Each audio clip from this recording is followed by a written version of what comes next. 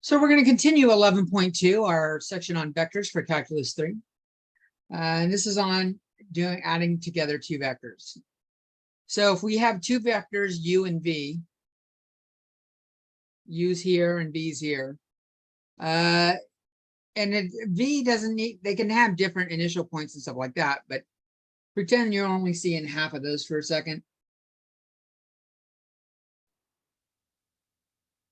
That.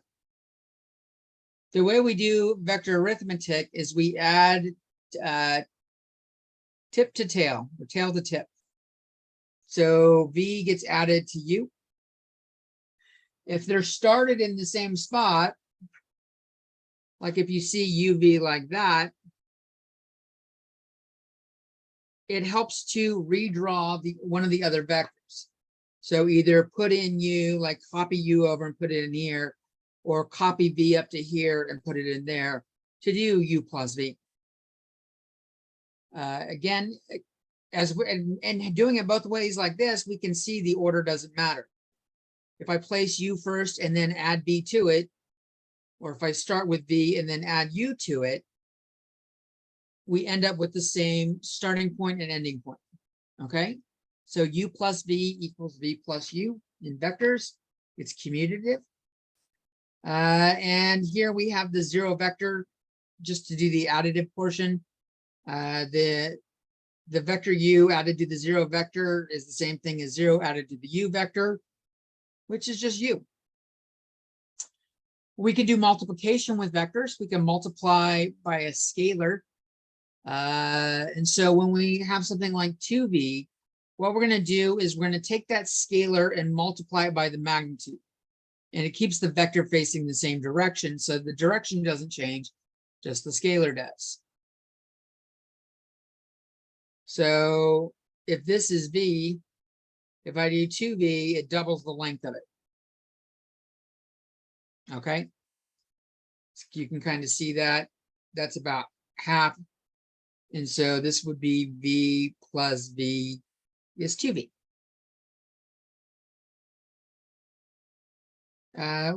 Regardless of what that, I use 2 as an example. We commonly use k as the variable when we have a scalar like that, multiplying by it. It's considered a parallel vector, even if they overlap. Even if they're on top of each other, they're called parallel vectors. And k, a reminder, k is the scalar, often written in italics in books. That covers vector addition.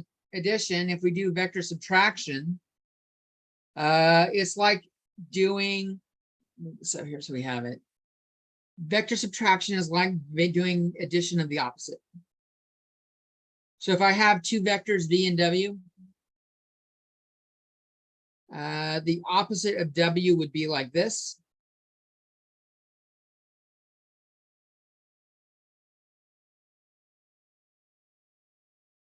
And so one way of doing it is moving that negative w over here and subtracting it, redrawing it like this. So my starting point's there, it goes there. I add the negative and I get that vector right there. Another way of doing it, which I don't feel to me is not intuitive, but it's correct. This vector right here is v minus w. Because we can see if I move this vector over here, it's the same. Now, if you can get past the way it looks, to me, looking at that in my head, it just screams w minus v. Looking at the two purple vectors, w vector and v vector, in my head, I just keep thinking w minus v, but it's v minus w. If you can accept that, you'll get good at it. It's fine. So I put m and n on the screen to kind of illustrate a little bit better. One easy way of doing it is to draw. I tend to use dash lines or especially light pencil. In fact, if you look closely, you can see that I have this on the screen right now. I fill out the parallelogram, making up the two vectors. I draw the diagonal.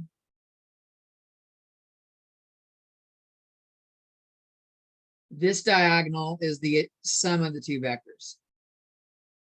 That goes from if they're starting at the same point, it'll end over here. So this line right here is n plus m.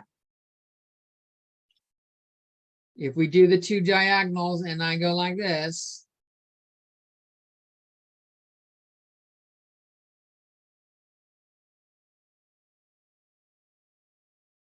the direction of the arrow, the one at the end is the one that's not being subtracted. The one at the start is being subtracted. This becomes n minus m, which you could also see by grabbing and moving negative m down here and going something like that. Okay.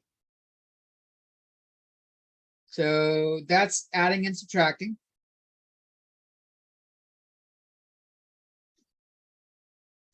In two space, we list them with, again, the arrow brackets. And then we component wise, V1, V2. In three space, I've given you, again, of course, these are not locked to the individual spaces, which just custom to use U, V, and W a lot for these. So U1, U2, U3 would be in three space. When it's written like this, when there's just a V or a U, it's often used to indicate vectors that originate at the origin, but it's not required. Vectors are in magnitude and direction. The starting position is not locked in. We will go over below, when it doesn't start at the origin, a customary way of writing it so that it's clear where they're going. Each of these V1, V2, or U1, U2, and U3 are called the components of the vector. And so when we're looking at doing vector addition component-wise or subtraction, we do it by individual components. When we add V to W or subtract W from V, we do the V1 and W1 together. We do the V2 and W2 together. We do the V3 and W3 together. Okay. Scalar multiplication also goes through component-wise. If I multiply K times V, it's got to hit V1, V2, and V3. And we're about to do some examples of each of these. So I recommend, if you can, pause this video and try to figure out what these are, and then I'll go through them with you. 1, 2, 3, 4, and 5. All right, I'm gonna write them out. V plus W, I'm adding the V components. I've got 1 plus 8 for the X part. I've got -2 plus 6 for the Y component. And I've got 3 plus -4 for the Z component. And this makes a vector that is 9, 4, and -1.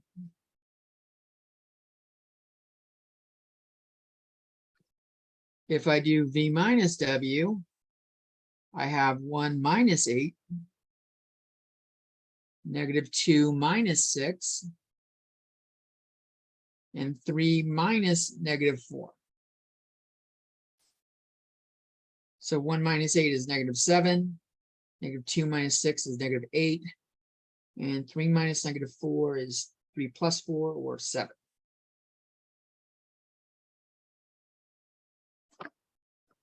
If I do 3 times V,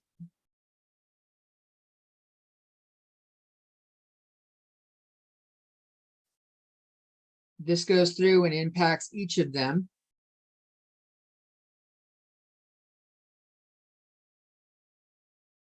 And I end up with a vector 3, -6, and 9.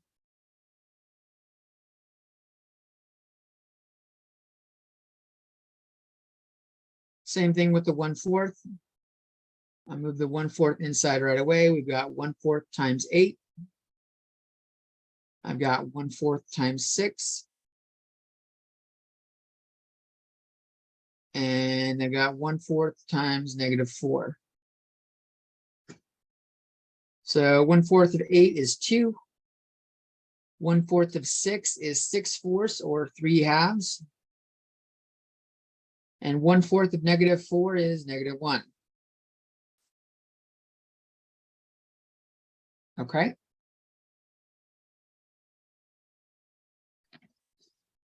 When we have vectors that originate elsewhere, like 2 points, a common way of doing it, and I did this with AB and BA earlier. You write the originating point and the terminal point in order, and you show the arrow like such.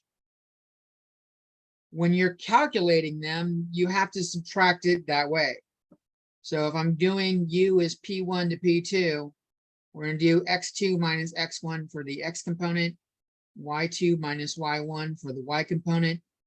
This might sound very similar to how you calculate the slope of a line, Y2 minus Y1 over X2 minus X1. So hopefully that concept's familiar. Obviously, if we go in the other direction, the opposite of U would be negative U. Which would be going the other way. Actually, negative U should be, negative U is going like this.